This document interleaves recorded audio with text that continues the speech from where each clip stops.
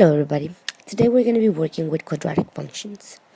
As you can tell right now, I have my function f of x equals x to the second power minus 4, and we can identify this easily as a quadratic function because our x has a power of 2, it's elevated to the second power. So we know that every time this happens, we're going to have a quadratic function. In my t-chart, you can see that my x values are blank. I have not picked them since we have the ability to pick any value that we have because x is independent. We're going to pick them together. So the values that I'm going to work with today is going to be negative 2, negative 1, 0, 1, and 2. You can tell that I already have in my procedure column everything filled up with parentheses substituting the x to the second power minus 4. The parenthesis is blank because I need to fill in my x value. So for the first one we have a negative 2. So we have negative 2 to the second power, that's a positive 4. 4 minus 4 gives me 0. So now we're going to pass to the next one, and my value here is negative 1. And I know the negative 1 to the second power is a positive 1. So 1 minus 4, it's a negative 3. Then over here we have a 0 for my x value. That's where I'm going to fill in. 0 to the second power is 0. Minus 4, it's a negative 4. Now we have a 1 for my x value, and 1 to the second power is still positive 1. Minus 4 is still a negative 3. Then I have a 2 for my x value. 2 to the second power is 4 minus 4 is 0. So this will give me my x and y values that I'm going to start plotting. So for the first one, we have negative 2, comma, 0. So I'm going to do negative 2, 0. Right there is my point.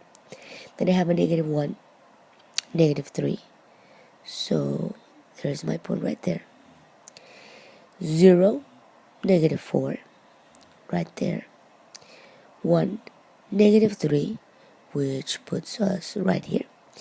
And 2, 0, which is right here. So you can see our parabola shape. So we're going to try to sketch it the best we can. And remember, our parabola keeps going. That's why we can extend it. Now that we have that, we're going to try to identify very important information from a parabola. First thing that we always want to know is the vertex. I know that my vertex is either the highest or the lowest point. In this case, I have a lowest. That's why I'm going to call it a minimum. And where is that vertex located? Well, in this case, we have a 0, negative 4. Okay, that's only one of the things that we're going to look for today. But since we already have the vertex, we know that there's another piece of information we need to find, which is the axis of symmetry that always will touch the vertex. So I know it's going to pass through it, and it's supposed to cut my parabola into two perfect halves. So right here we have that imaginary line that we call the axis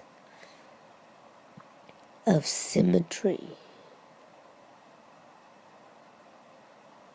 Okay, now what is the name of this imaginary line? In this case is x equals 0, because that's exactly where it's located at. Now the very last piece, and in a lot of cases, which is the most important, we call it the roots,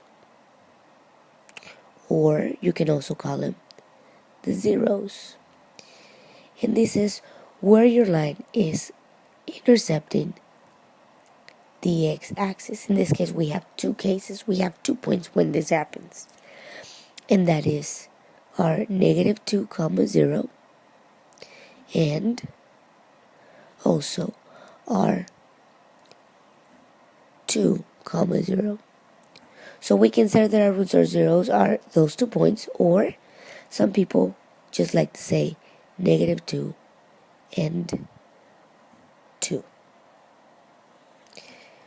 Okay guys, I hope you found this very helpful.